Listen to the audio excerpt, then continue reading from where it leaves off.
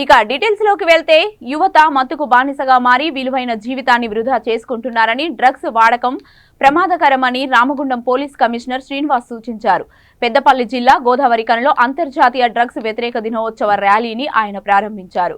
Municipal tea junction నుంచి ప్రధాన చౌరస్తా వరకు ర్యాలీలో ఆయన పాల్గొన్నారు. డ్రగ్స్ వాడకం పట్టణ స్థాయి నుండి గ్రామీణ స్థాయి వరకు చేరుతుందని, ఇది సమాజ అభివృద్ధికి అవరోధమన్నారు. డ్రగ్స్ రహిత సమాజం కోసం ప్రతి ఒక్కరూ ప్రతిజ్ఞ చేయాలన్నారు. మత్తు పదార్థాల వాడకం యువతలో బాగా పెరిగిపోయిందని, తల్లిదండ్రులు పిల్లల ప్రవర్తనపై నిఘా పెట్టాలన్నారు.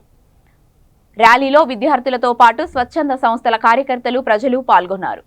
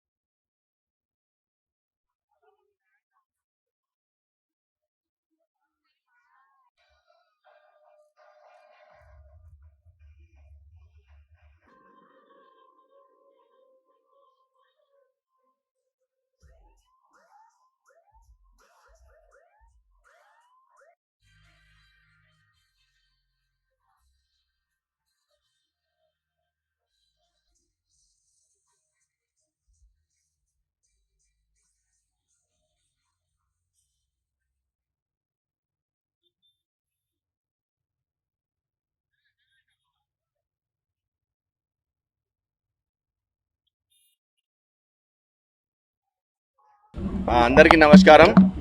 ఈరోజు ఇంటర్నేషనల్ యాంటీ డ్రగ్ డేగా నిర్ణయించబడింది.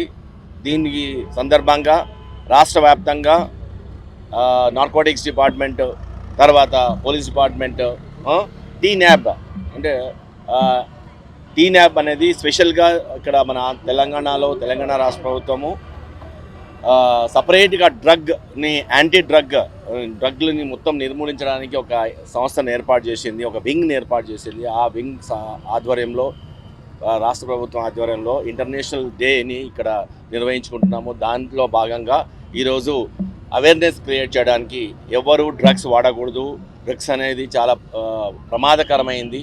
తర్వాత ఒక్కసారి దానికి అలవాటు పడితే దాన్ని తప్పించుకోవడం ఎవరి త్వరం కాదు.